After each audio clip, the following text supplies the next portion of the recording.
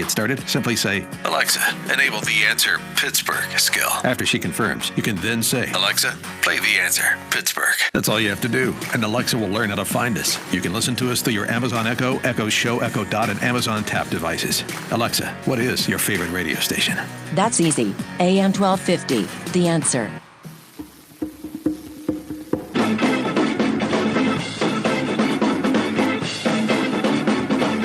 It's the media, stupid. Most people, especially young people, I would assume, think that we are in the middle of an epidemic of mass shootings. We're not unless you count shootings you don't hear much about, the ones that happen every day in our cities. But the ones like we had in Odessa and El Paso and Dayton, there's a perception out there that's been created that has been created by the media, by the way, the media's coverage. And when we come back after the break, you're going to hear from a criminal justice professor who has done a massive study on this subject. She's going to destroy some myths about just how much of a problem mass shootings actually are. And then, just to show you that we cover anything and everything on this show, in our second half hour, we're going to hear from a guy who has a plan for a new football stadium in Oakland. That would be a new Pitt stadium, so that Pitt could actually have some atmosphere at its football games. And by the way, the media, most of the local sports media, will shoot you down if you think that it's possible to put a stadium out there and get Pitt out of Heinz Field, but it's not impossible. And we'll talk to a guy who will tell you how it can be done, where it can be built, and how to pay for it. That's all coming up, so stick around right here on the John Steigerwald Show, AM 1250, The Answer.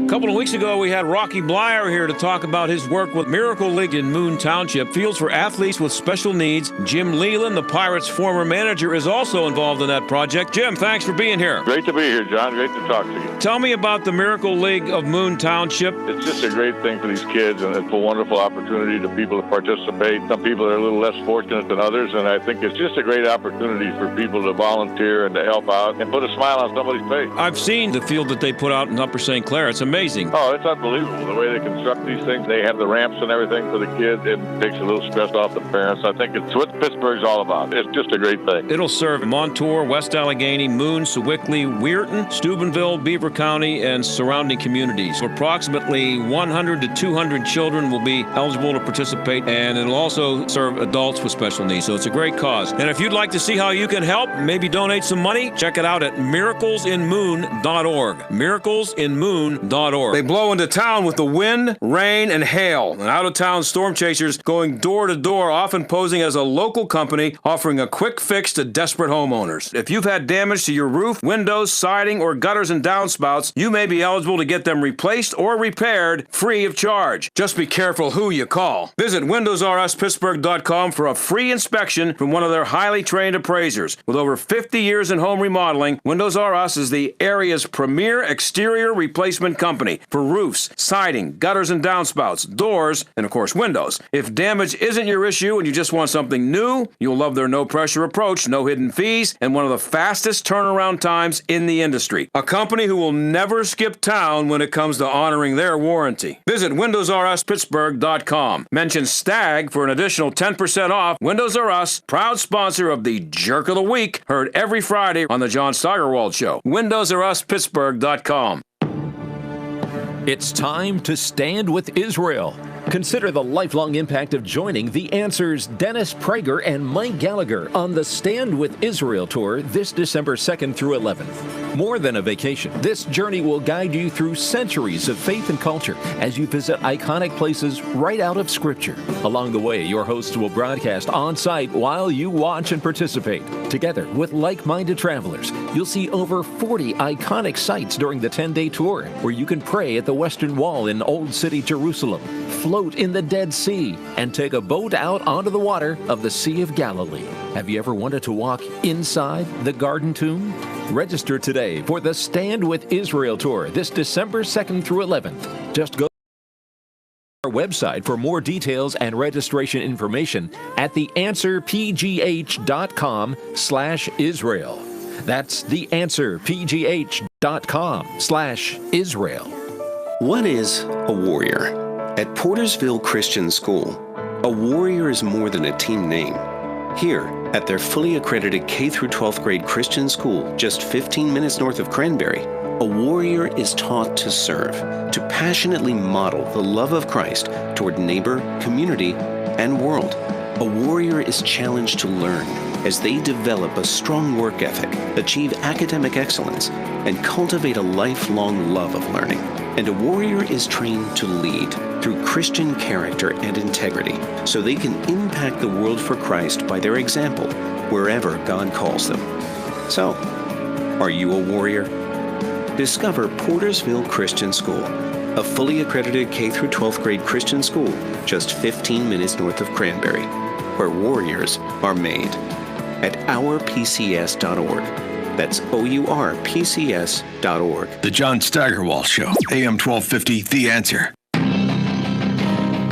Every time you turn around, you see a Democrat who's running for president say something stupid about gun control. It's all because they insist we have to do something to stop the mass shootings in America because it's an epidemic. Well, actually, it's not. And nobody knows that better than Jaclyn Schildkraut. She's an associate professor of criminal justice at the State University of New York in Oswego. She's done a major study on the issue, and she joins us now. Jaclyn, thanks for being here. Thank you so much for having me. So how much have you actually studied? Maybe this is a kind of a loaded question, but how much have you actually studied the mass media's response to mass shootings and what it all means?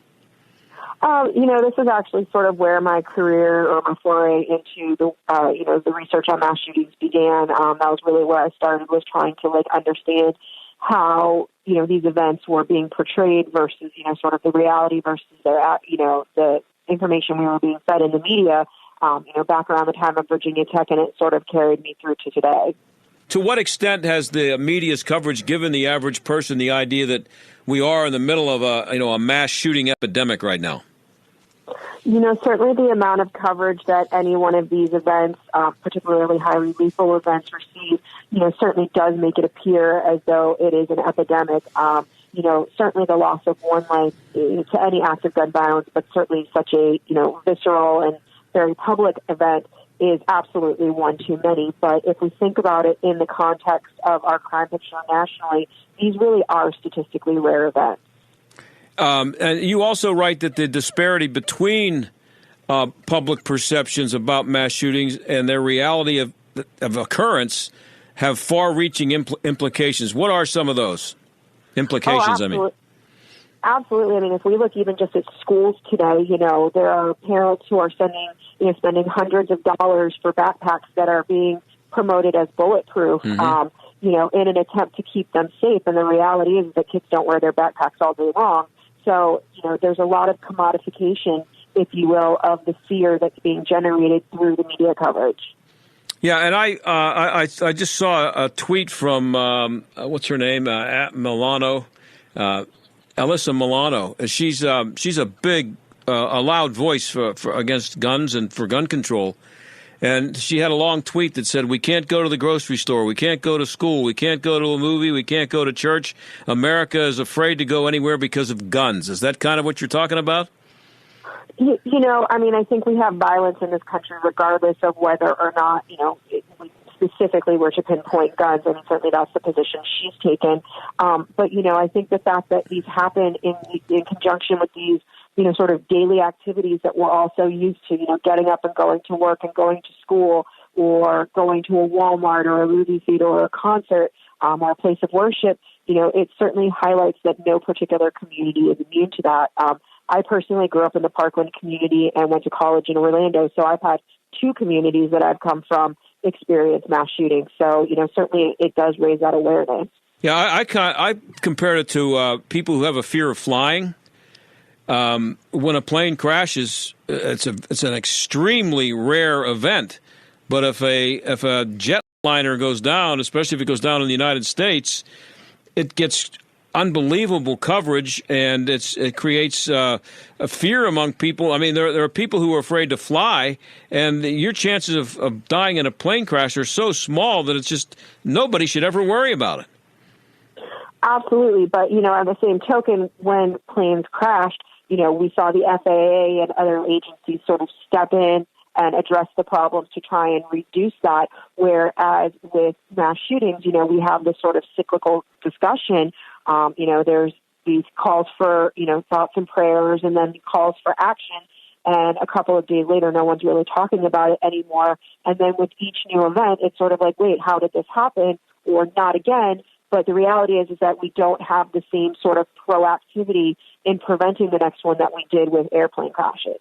Yeah. And so, but also, when you're talking about the media, anyone in the media who might be willing to tell, does anybody in the media who might be willing to tell people to calm down and when it comes to mass shootings and say that it's not an epidemic, stand much of a chance without being accused of diminishing the most recent victims? I mean, the day after a shooting is not necessarily the time to say that, this is a rare occurrence, is it? No, I mean, absolutely not. And again, that's why I said what I did in respect to losing any lives to these events. It's absolutely horrific. But, it's really hard to address a problem or to come up with solutions that stand a chance of working if we're not addressing, these issues in their actual context. There's a very significant difference between, the hysteria and fear-mongering, context, and then there's the reality of it. And if we're dealing in one and we're not dealing in the reality, then that makes it very difficult to actually respond accordingly. In your report, you say that mass media in their reporting have overemphasized the shooters. Can you explain what that means and how the shooter should be emphasized or not emphasized? Absolutely. One of the things that we see, particularly when the information becomes available, is that there is an overwhelming focus on the perpetrators of these events. And time again, what we know is that they are looking for fame, they're looking for infamy, they're looking for notoriety and for their names to be flashed across screens, for people to know who they are, to know their faces. And so, a more responsible form of reporting on mass shootings is to not completely black out using information like their name or their image, but to limit that use, instead referring to them as the perpetrator, promoting the victims rather than promoting the shooters. And, that sort of has a twofold incentive. Number one, or a twofold reward, in that number one, we're removing the incentive for killers to stop doing these in an attempt to get infamy, but also number two is we're not rewarding them once they do it. And so that, we do know that there is a contagion effect such that, the more attention these receive, the more likely they are to produce copycats. And so it's really important that journalism is really focusing more on a sort of no notoriety effort. There's a bill being proposed. It's already been proposed. Ted Cruz is behind it, and I forget the other person. It's not in front of me right now, but to ask them to have the media not give the shooter's name or show his picture ever when a shooting happens. I mean, I'm a little uncomfortable with the government telling the media what to do. But do you think the media have a moral obligation to get together and maybe forget about the competition for a minute and just agree to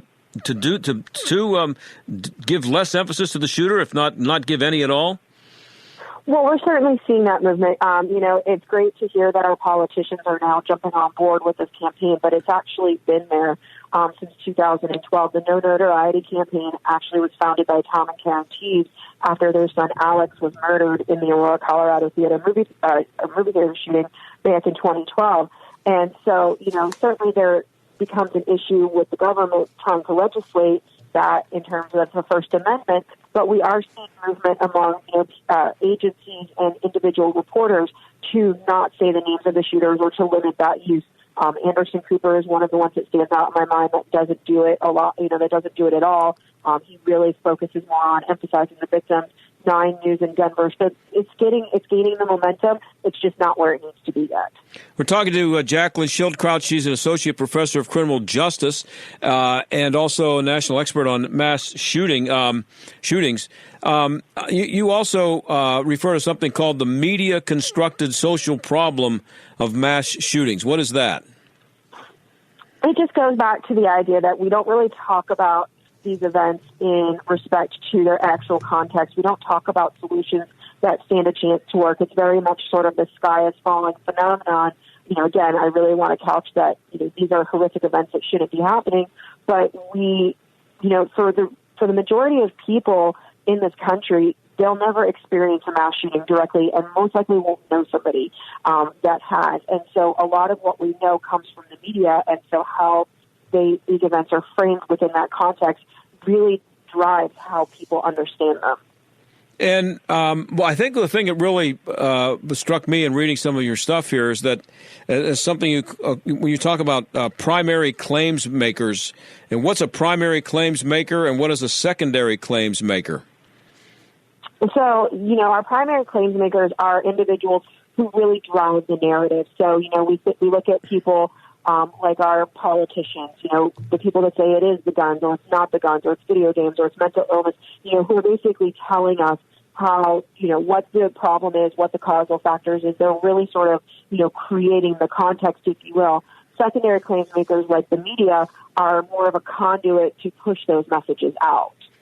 Yeah, but the primary claims maker, that the media will lean on a politician or someone in a position of authority to be the primary claims maker, and then the media becomes the secondary claims maker, using the... Correct. Yeah, the media are more just like a vehicle, if you will, for how the primary claims makers are getting their messages out.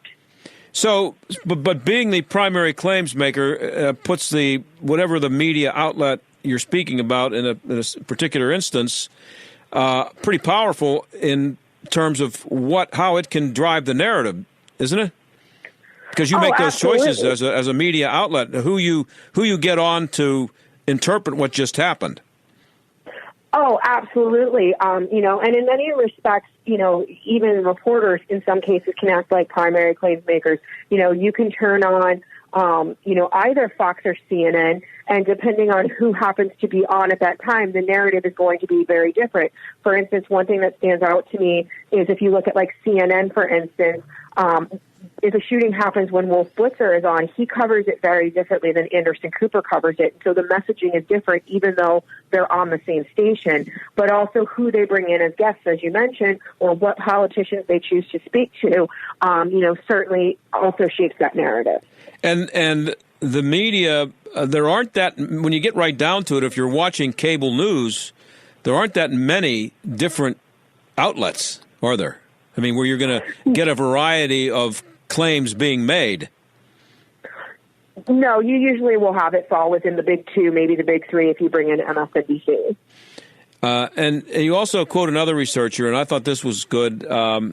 He says the media, quote, may not be successful in telling people what to think, but they are stunningly successful in telling people what to think about. That's pretty good. Yeah, that's actually one of the quotes that always sort of resonates with me in terms of, again, particularly in the context of mass shootings, the fact that, most people really will never have this direct experience with it. And so as a result, what we choose to cover within the, how the stories roll out is really what we're being told to think about. Certainly the narrative is pretty predictable. We're going to talk about, certainly guns, mental health, and violent media. One of the things that we don't really talk about as much, let's say, is the mental health needs of survivors and, the resources that are needed by communities that are impacted by these tragedies. Unfortunately, when something like what happened in Midland and Odessa happens, or, in any of these communities, the media and by extension the public are there for a very short amount of time, and everybody gets to move on with their lives, but these communities don't get to move on. They've been changed forever. Yeah, and so bottom line, I mean, in your studies, how much do you attribute the media's blame? How much blame do you give the media for creating the following shooting, the next shooting? We've had one now every couple of weeks. How much of the media responsible for creating the next one? I think one thing that we have to be mindful of in any conversation or any, finger pointing, if you will, about these events is at the end of the day, the person who's ultimately responsible for it is the person who committed the crime. Absolutely. Yeah. We certainly have made it in society that it is I don't want to say it's in no way acceptable, but we've sort of resigned ourselves to the fact that these events are part of American culture. I was talking actually with some of my students today. I'm actually teaching a class this semester on mass shootings, and we were talking about what happened over the weekend. And, unfortunately, we have this sort of mentality in this country that not one more has gone from not one more to add another one on the list. It's never a question of if it's going to happen, but when and where it's going to happen. And unless and until we change that mentality, socially, we're not going to stand a chance, and it doesn't matter what the media put on TV. But ultimately, at the end of the day, there is documented research that shows that there is a media effect in the way that these events are covered. And you don't need to look any further than the shooter in Parkland, who basically said on the video that he made before he went into the school that he wanted to be famous. And so, like I said earlier, when we put them on TV and we plaster their names and their faces everywhere, we're rewarding them for killing people. And do you get the feeling that the media feel any responsibility? And if they did, wouldn't they be doing more to not publicize the shooter? I definitely think that, like I said, there are strides being made. It's a grassroots movement. No society, and I think, like any grassroots movement, it takes time for it to really touch on. We certainly have seen a big push since the Christchurch shooting in New Zealand earlier this year, where their prime minister came out and said, I will not speak his name. Certainly I can only go by the reporters that I talk to. I know my local outlets here in Syracuse, New York are amazing. Like, they know I will not talk to them if they talk about the shooter in terms of their name and their picture. And, we've had those conversations for years. And while in covering the story, they also understand they can cover the story without doing that. Yeah, but it's a ratings thing too, and you immediately start seeing profiles of the shooter, which way he leans politically. You start talking to his friends, his family. What kind of guy is this? And it becomes a soap opera. It does, but I think, another thing to be unfortunately mindful of is that, mass shootings are very episodic random crimes. They are planned events by the individuals who carry them out, but in terms of looking at their context, they are very random. And so really attempts to profile a mass shooter have been very futile. I mean, we saw after Sandy Hook that, the mental health community and individuals who suffer from mental illness or mental health issues were being criminalized potentially as the next mass shooter because the Sandy Hook shooter happened to have Asperger's, which is a nonviolent mental illness. And what we know about people who suffer from mental illness is they're actually more likely to be a crime victim than they are to be a crime perpetrator.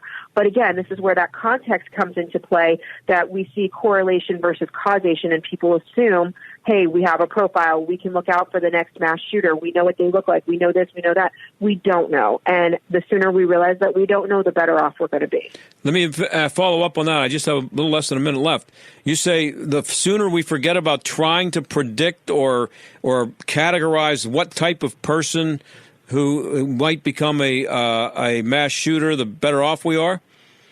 Well, not necessarily the better off we are, but we're profiling people and we're over-predicting so that it looks like a lot more people are going to be mass shooters than really are. There are clear, distinct warning patterns and behaviors such as leakage where people are saying, I'm going to go out and commit a shooting, that people are tuning out when we know that they're legitimate precursors to this type of behavior. But to say that somebody happens to be a 20-something or 30-something white male does not mean that they're going to be the next mass shooter. Okay, I'm out of time, Jaclyn, but I really appreciate you being here, and you're doing great work there. I just wish more people were seeing it. I wish the media were paying more attention to it. Do you? Absolutely. But, like I said, when it becomes your own community, it becomes personal as well as professional. And so, I will go every single day until we have communities not having to suffer this anymore. Well, thanks for being here. I appreciate you taking the time. Thank you so much for having me. Okay, that's Jaclyn Schildkraut. She's an associate professor of criminal justice at State University of New York at Oswego, and we'll be right back.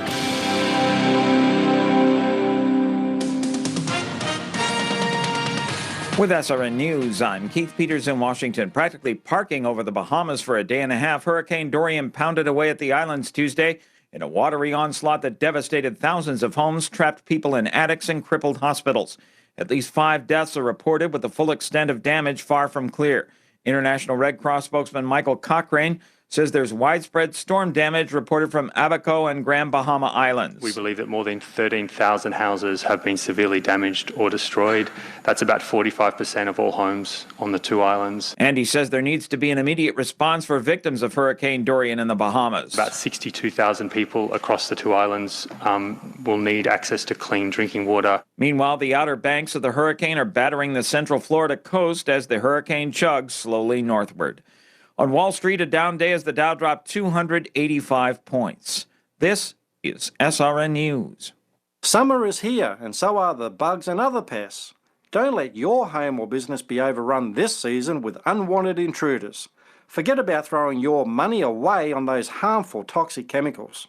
This season, plug in Pest Free. G'day, I'm Scott from Plug In Pest Free. This summer, turn your house wiring into a hostile environment for rodents and other unwanted pests, effectively driving them out the safe, humane way without the use of toxic chemicals. Designed to last for years, it will save you a ton of money. Our best seller, the Plug-in Pest Free Pro, covers up to 4,000 square feet. Now that's fair income. The Pro comes with a 20% discount when you use promo code SAVE20. That's promo code SAVE20 for 20% off. Order yours online today at gopestfree.com. That's gopestfree.com, promo code SAVE20. Don't spray and regret, plug in and forget. Dennis Prager is on a mission. Liberals tell the truth, liberals lie. Conservatives tell the truth, conservatives lie. But the left always lies. Because truth is not a left-wing value, so it doesn't bother their conscience. I'll call it a crusade. This crusade to expose the left's lie about Charlottesville is deep in my conscience. The Dennis Prager Show, weekdays at noon, right before Sebastian Gorka at 3 on AM 1250. The Answer. Community Bank, City Mission, Number 1 Cochrane, Highmark Stadium, Peters Township Community Center.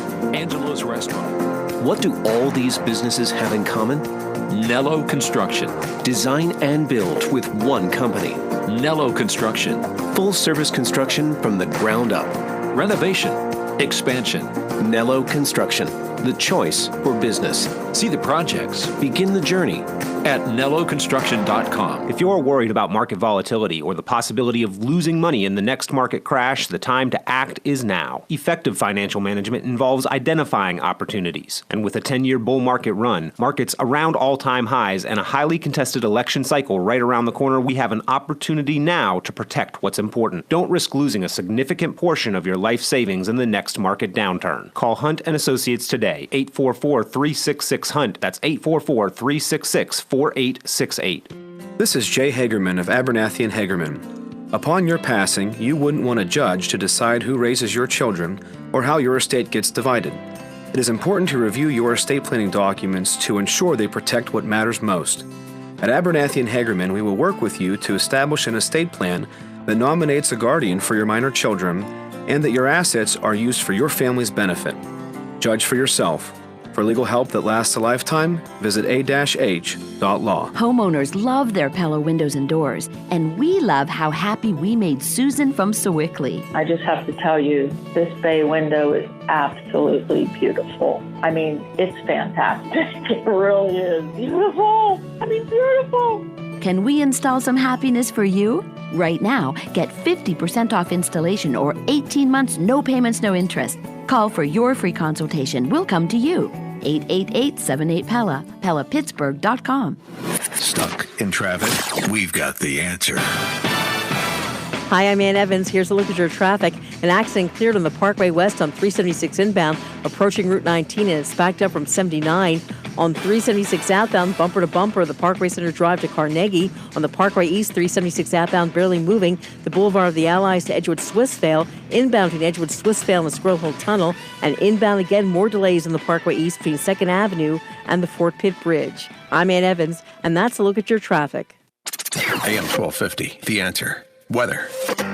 Partly cloudy tonight. It'll be warm and humid with a low of 65. Some areas will see a shower toward daybreak or early tomorrow.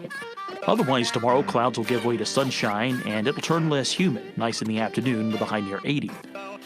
Partly cloudy and cooler tomorrow night with a low of 52, and then Thursday's looking nice. We'll have sunshine and a high of 74. With your AccuWeather forecast, I'm meteorologist Frank Streit. This is the John Steigerwald Show on AM 1250. The Answer. So, how about some sports? Pitt opened the season with a loss to Virginia on Saturday, and the game was played in front of an announced crowd of about 47,000. And if you buy that number, it means that there were 20,000 empty seats, somewhere around there. Not good for a home opener against a conference opponent, but actually a pretty good number for Pitt. 20,000 empty seats doesn't do a lot for atmosphere, though. Now, imagine if the game had been played in a 45,000-seat stadium. That's a packed house, and it changes everything. Well, Pitt should be playing home games on campus in a stadium that size, and Tony DeFiore, who has a master's degree in city planning and has worked on stadiums in Philadelphia for the Eagles, Phillies, and Temple University, has a plan, and he joins us now. Tony, thanks for being here, man. John, thanks a lot for having me. So, this stadium would go in Oakland. Where are you going to put it? John, the only place to put this is at the top of the hill, right at the OC lot. Build over the Cost Center, extend to the Peterson Center, and make the crowning achievement for Pitt Athletics the stadium. Okay, so how does it fit in there, though? I mean, anytime I mention this to somebody, they come back with, "There's no room in Oakland. Have you been to Oakland lately? There's no place to put it." First of all, I went out there with one of those real measures. The stadium absolutely fits. Also, the parking is always an issue. There is 5,000 parking spots right next to the stadium. There's 15,000 parking spots within 2 blocks of the stadium. And I think that's plenty for 40,000 people. And, of course, there'll be about 8,000 to 10,000 students that'll be there. So that cuts the number down even more. Now, does Pitt own the land out there where you foresee this thing being built? Pitt has everything owned on the top of the hill except for the VA hospital. And they also have rights to some of the properties on the other side of Center Avenue, which could very easily be turned into a parking lot for game days. And where can people go to see more of this? There's a website? Yes, I have a website, www.newpittstadium.com. Okay. It deals with all the development ideas. And, of course, there's some far-fetched ones there, but there's a lot of nuts and bolts in that 38 pages. It's the kind of plan that is basic, down to the earth mentality that Pittsburgh loves, and it can be built for under $200 million. And I did mention in the intro here that you have a master's degree in city planning, and you've worked on stadiums in Philadelphia. You're in Philly, right, now? I'm outside of Philadelphia. Yeah, but you were involved in the stadiums there, so you're not just some wild Pitt fan who throwing this stuff out there. Well, I am a wild Pitt fan, but the thing is, I do have a professional background. I worked for 3 city councilmen in Philadelphia, and during that time, the Apollo Arena was built at Temple, and the Wells Fargo Center was built, the Lincoln and Financial Field was built, and also the Phillies Stadium was built. And they were all put in an area where it was wide open area down by the waterfronts in Philadelphia. Now, the best places for that development would have been on the waterfront right in Penn's Landing. But you have to put a stadium where the people want to go. People want to go to Penn's Landing. People want to go to Pitt. They want to go to Oakland. And that could be, I can't even imagine what a wonderful day it would have been to have that Pitt, Virginia game on campus in Oakland. Should have been played at 1 o'clock in Oakland. Perfect. Could have made a whole festival of it. The whole Oakland would have been just ramped up for a great time, great alumni presence, everything. So how many people will this stadium that you envision hold? I would think between 40 and 45,000 would be a perfect number. You know, anything more can always be retrofitted. Mm-hmm. Now, a long time ago, maybe 25 years ago, maybe a little less than that, I can remember having a discussion with a member of the Pittsburgh media, someone most people would recognize, and I said at the time that Three Rivers Stadium was too big for the Pirates, and they needed to build a smaller ballpark to make tickets tougher to get and caused people to buy advance tickets because, they had 50,000 seats there at Three Rivers, 55, I think it was. And they never had 55,000 people for a game. Maybe in the playoffs they did. And so people could look out the window and see what the weather is before they decided to go to a Pirate game. And you can't. There's great Buck nights too. Yeah, you can't have that with football. So this guy laughed at me and said, what are you talking about? A smaller stadium, they need to draw more people. And it worked out okay at PNC Park when they actually had a team worth going to see there for a while. And when the park was first opened up, there was proof that the small park makes everything more appealing. And you would get the same effect with a smaller football stadium like you get at Boston College, for example. Exactly. You see wide swaths of empty seats at the University of Miami game. Yep. You can see them everywhere. Even the Steelers are having trouble selling out. Yeah, and I just recently, the University of Houston is a good example.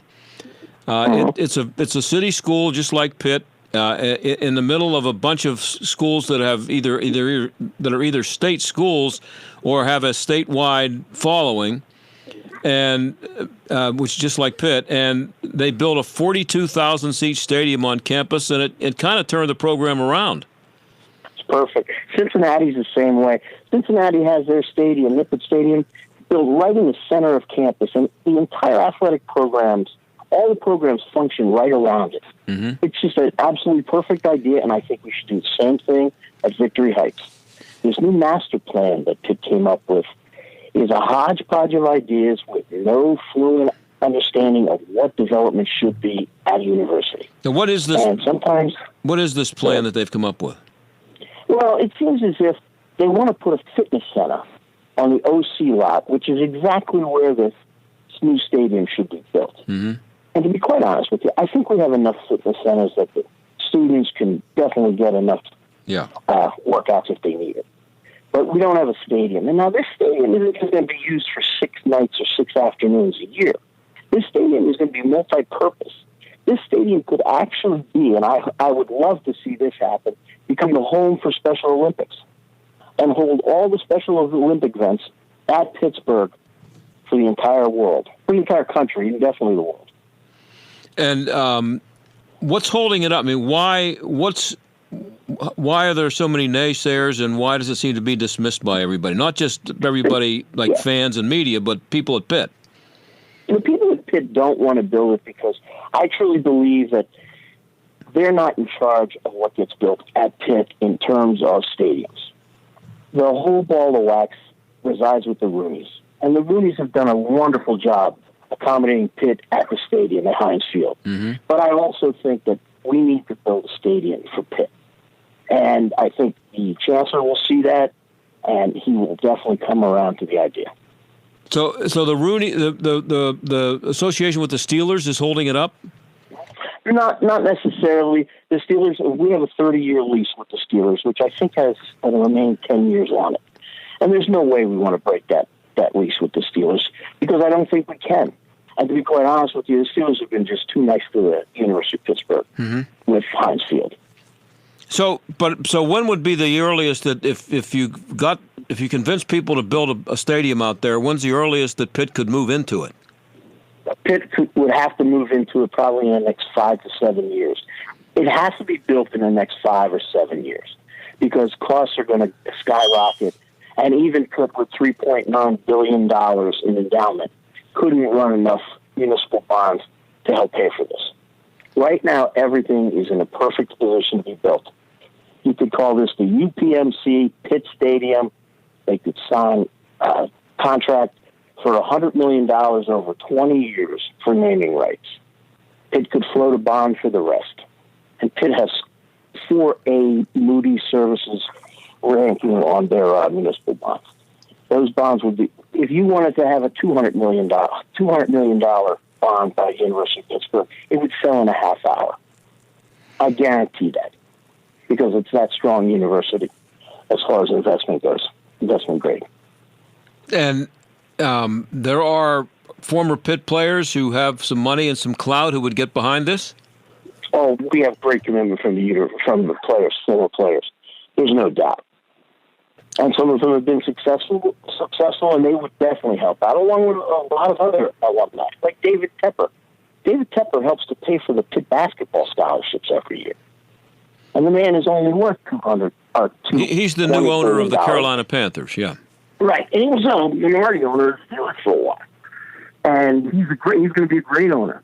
And he went to Pitt, and he called it Tepper Stadium for all I care, as long as that money would have come in.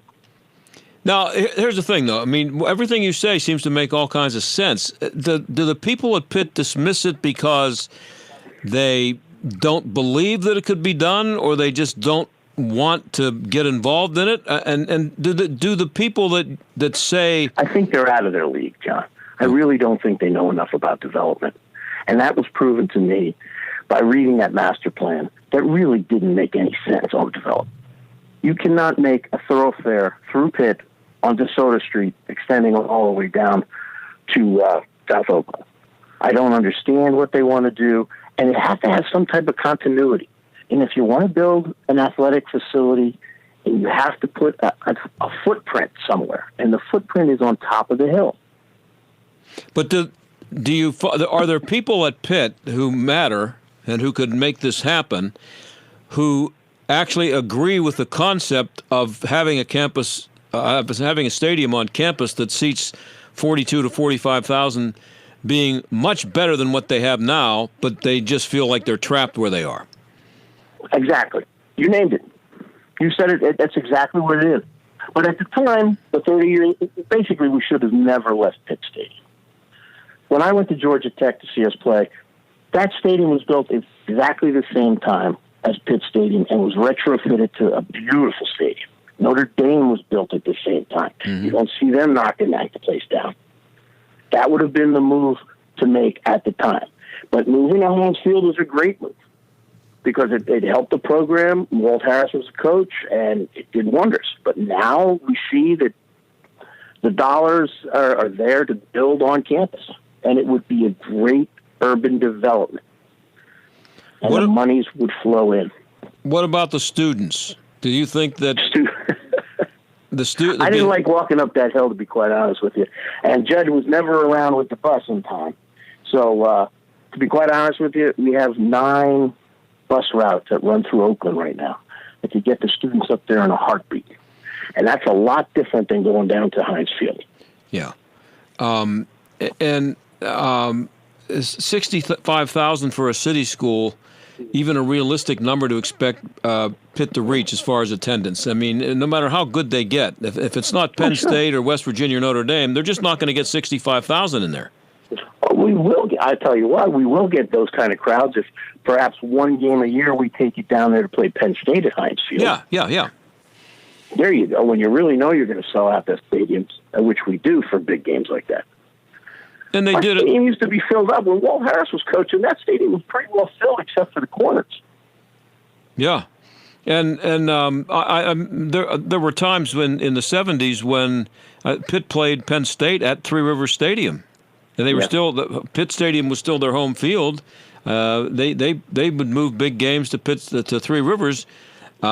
Thinking back on it now, I don't know why, because the number of seats was about the same. I guess it was played at night. They played at night. That's what it was. Yeah, they had constantly accommodated television. Yeah. But even when Dave Weinstein was the coach, you could see the stadium was filling up because they thought we could win. Pittsburgh fans will follow winners. They'll follow losers too, but they will definitely come out for winners. We're talking to Tony DeFiore. He's a guy who has a plan to put a stadium for Pitt, a new football stadium in Oakland. He needs to, and his plan needs to be just taken seriously. At least it would help if the media would get behind it a little bit, but for some reason the media dismisses it too. At least that's my impression anyway. I think you're right, and I think that's because it's 5-6 and 6-5 and 7-5. Yeah. I think that would change with wins. So what are the chances of this happening realistically? I know you aren't going to give up on it, but no. Are people that have been involved with this idea and who believe it can work, are they dropping off, or are they still intent on doing it? That I don't know. There's we have very well endowed individuals all throughout the history of Pitt's football program as well as the university. People could come up with this money that would help to build this stadium. But honestly, John, the money is there already just with naming rights and municipal bonds. We could raise at least $250 million that way. Are there more people who are in favor of this but who are not willing to speak out about it because they don't want to upset the athletic director and the chancellor and just don't want to be a pain in the butt? No, because I really believe that they all are very friendly with each other. I'm not sure exactly who those people are, but I can't imagine people not wanting to sit down and talk about things. I don't understand it. But it seemed as if the general idea was, no, we're not going to build a stadium right now. But right now is the time to do it. Because honestly, in the next 5 to 7 years, the costs are going to be prohibitive. Well, Tony... put a fitness center on top of the hill is just ridiculous. Yeah. Well, I think they're crazy not to at least get together with somebody and make a serious effort and, at least... put forth some kind of an effort to do it and see if if somebody can shoot it down and logically and it's it can't be done, don't do it. But to just dismiss the idea, I think, is dumb. I hope they start listening to you. I do too, my friend. And I'll tell you what, I spoke with Armand Delaval years ago about this, and he said, "Try a plan, see what happens." And he certainly knew how to build stadiums. Yeah. And it's just a matter. God rest his soul. He's a great Pitt alum. Well, keep me posted, Tony. My pleasure. Anytime you need some publicity on, let me know, because I think it's something that needs to be done. I appreciate it. John, thanks for having me. Okay, we'll be right back. Take care. Sweet Caroline, good times never seem so good. Sweet Caroline, I believe they never come. If you're an employer, a business owner, if you have 5 to 100 employees, listen up. The cost of doing business continues to skyrocket, strangling your HR department with more regulations, administrative duties, and liability than ever. I'm John Steigerwald. Your health plan's a big part of that cost. Another year, another 10% rate hike, another $1,000 increase on your deductible, another hospital or doctor you can't go to because they're not in the network. Isn't it time for a change? Well, stop the insanity and call Marley Financial, the most innovative agency in the industry. Put an end to the annual increase. Give your employees a national network that all hospitals accept and reduce your monthly premiums by 20 to 30%. It doesn't matter when your renewal is. Marley can help today. Call 724-884-1496. Marley Financial, 724-884-1496. 724-884-1496. You started your business with nothing but a great big idea. They told you it couldn't be done, but that just made you work harder to prove them wrong. Now look at you, ready to take on the world. Speed Pro Pittsburgh South gets where you're coming from. When they said they wanted to create great big graphics for great big ideas like yours in less time than anyone else, they were told it couldn't be done. Speed Pro Pittsburgh South just smiled and said, "Oh yeah? Watch us." When you need a large format printing partner who can provide high-quality visual graphics in stunning detail, from trade show displays to outdoor signs, 3M brand vehicle wrap for your fleet, to window graphics, banners, and decals, Speed Pro Pittsburgh South can handle most jobs in 2 days or less, and can roll with last-minute change-ups without breaking a sweat. Who says it can't be done? For a free quote, visit speedpropghsouth.com. Hi, my name is Ryan Bourne. And I'm Danica Bourne. And we're the owners of South Coast Tax. We started our company 10 years ago in an effort to help our fellow Christians experiencing tax issues resolve their matters by taking a simple 3-step approach. South Coast Tax are Christian-based tax accountants and attorneys that specialize in releasing bank levies, wage garnishments, and filing complex tax returns. We are the leaders in acceptance of offers and compromise with awesome results. We're also a small firm who will treat you like family, not just a number. Call us today at 1-800-TAX-1176 for a free consultation. We'll take the time to explain all of the programs that you qualify for in order to allow you a fresh start. Proverbs 15:22 says, plans fail for lack of counsel, but with many advisors, they succeed. Call us today at 1-800-TAX-1176, and together we can help achieve this goal by putting the IRS debt behind you for good.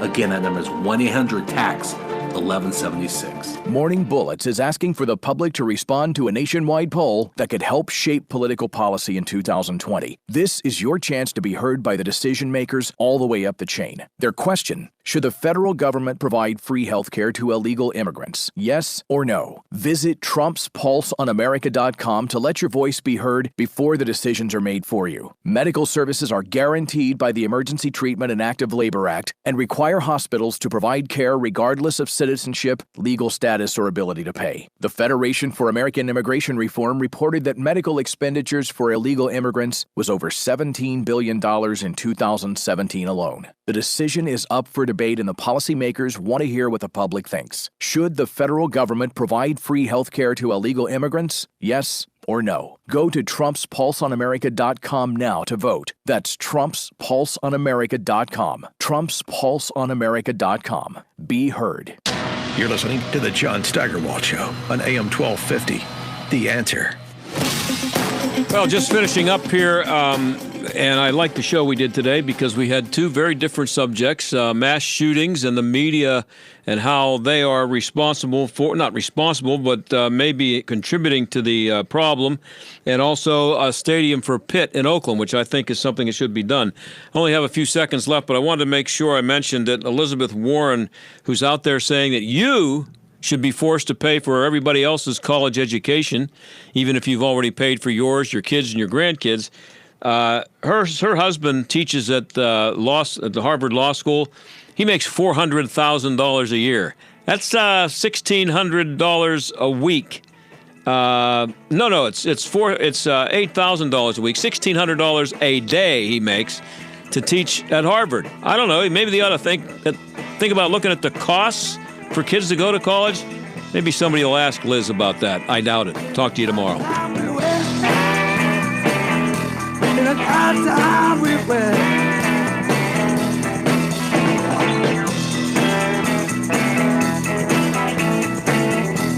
The John Steigerwald Show is a production of AM 1250, The Answer, and Salem Media Group. This is Chris Abernethy of Abernethy and Hagerman. You don't want the government deciding what happens